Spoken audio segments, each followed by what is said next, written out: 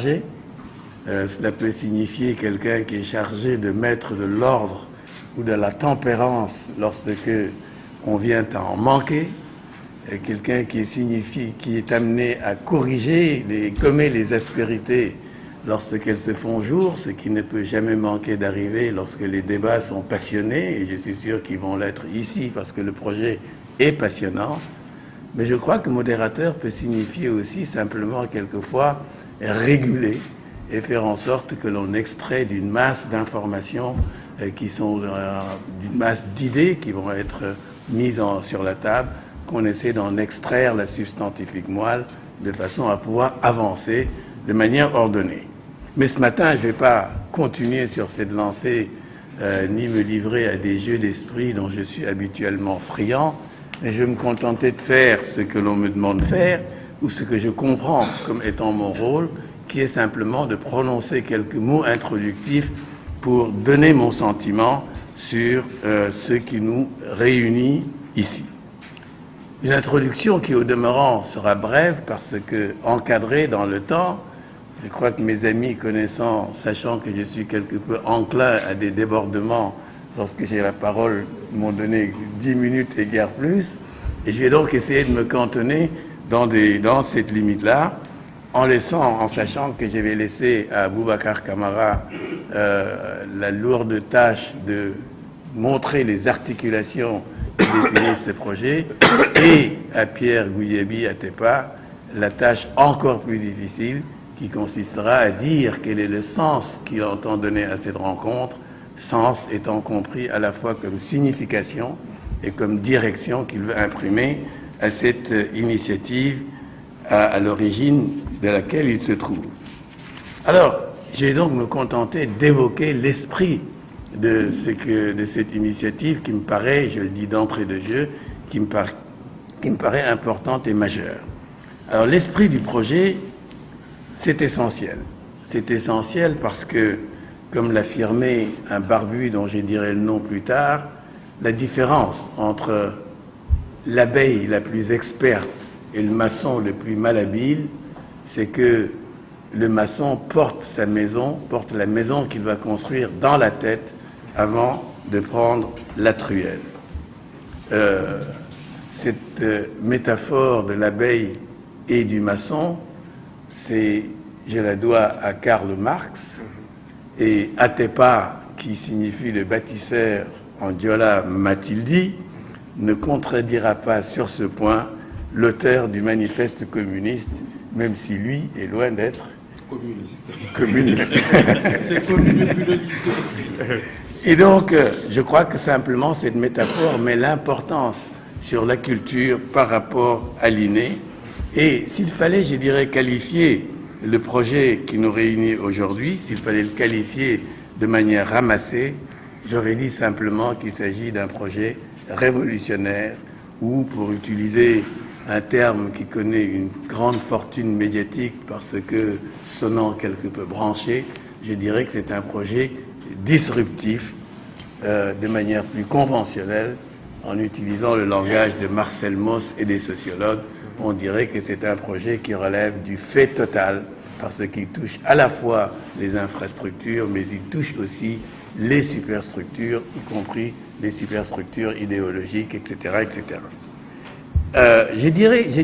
J'affirme que c'est un projet révolutionnaire et il y a 3 raisons ou 3 niveaux auxquels on peut repérer cela et justifier le qualificatif.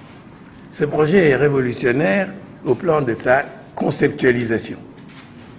Il l'est ensuite au plan des messages qu'il véhicule et des dispositions intellectuelles, mentales, affectives et subjectives qu'il convoque. Il est également révolutionnaire au plan des modalités opérationnelles qu'il privilégie et qui vont faire en sorte que ce qui est possible et désirable s'inscrive dans la réalité et ne reste pas simplement au niveau spéculatif.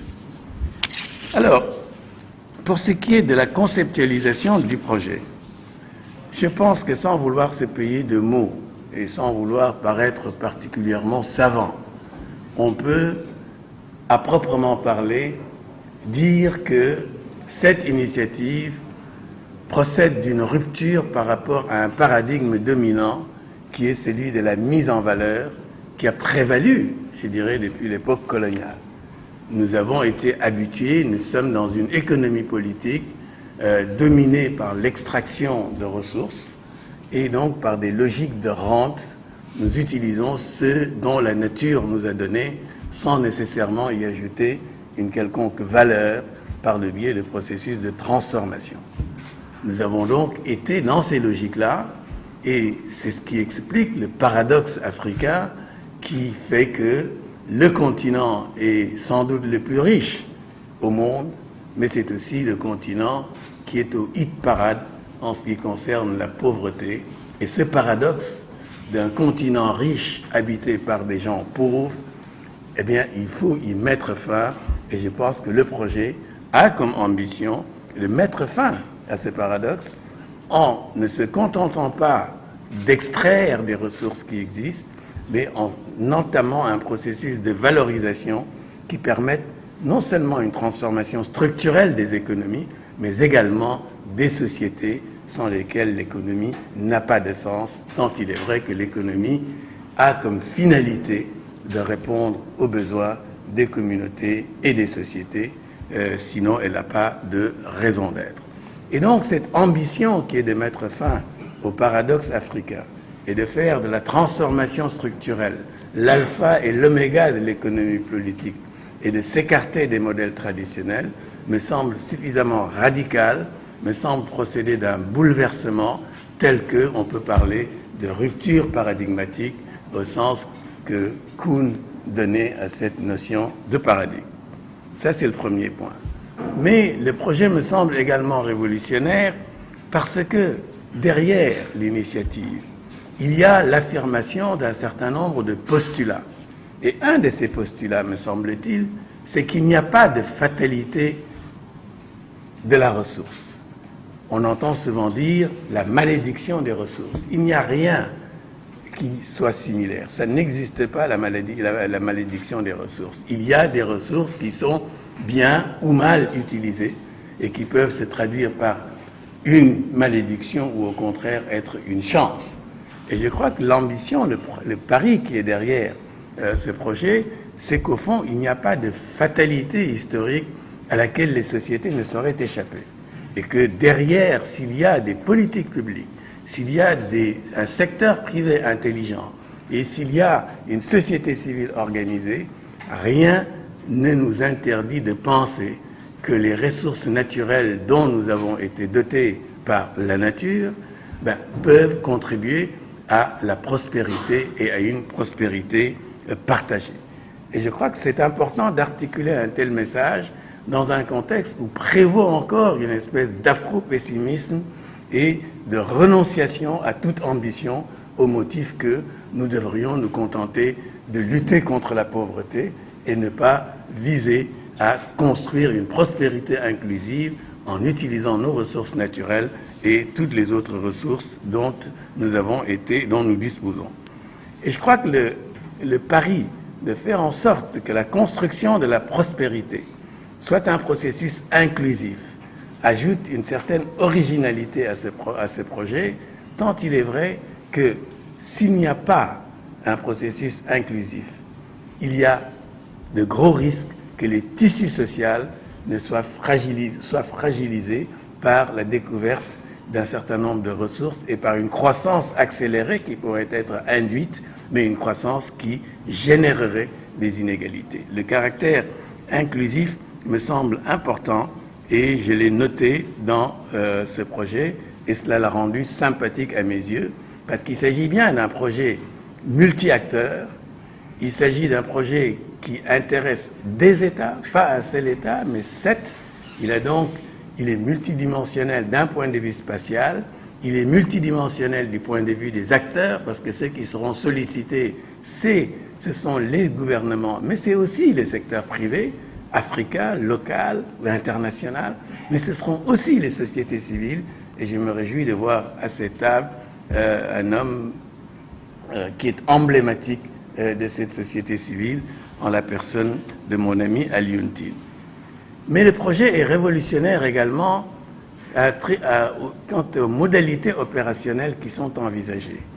Les initiateurs du projet, avec qui j'ai eu le bonheur de discuter, me semblent avoir fait preuve, bien sûr, d'un optimisme de la volonté qui les a amenés à vouloir explorer des champs jusqu'ici pas défrichés, mais ils ont su tempérer quelque part cet optimisme de la volonté sans lequel il n'est rien de grand qui puisse se faire. Ils l'ont tempéré avec une certaine lucidité qui les amène à identifier et à essayer de cerner les défis auxquels il faudra se coltiner, les défis qu'il faut relever pour que le projet soit véritablement opérationnel. Ce faisant, ils arrivent à combiner ce que Gramsci appelait l'optimisme de la volonté avec le pessimisme de l'intelligence. Et cette combinaison est une combinaison gagnante. Un optimisme qui ne serait pas tempéré par de la lucidité resterait de l'ordre du vœu pieux, mais à l'inverse, une lucidité qui ne serait pas portée par de l'optimisme resterait simplement inhibitrice.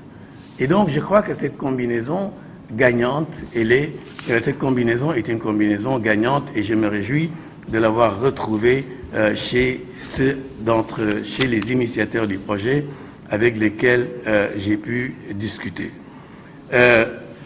Alors cette lucidité, elle va amener les initiateurs du projet, Pierre Goudiaby et l'équipe qui l'accompagne, à se pencher sur des problèmes difficiles qui vont nécessiter des études d'ordre technostructurel, les études techniques, des études sur les infrastructures, des études, mais aussi sur des aspects immatériels, tels que les régimes fonciers, les régimes juridiques régissant l'accès à ces ressources naturelles, etc. Les alternatives, il faut aussi agir et inscrire l'action dans la durée. Il me semble que c'est autour de ces trois angles, autour de ce triangle, que va résider le succès, et je vous remercie de m'avoir prêté attention.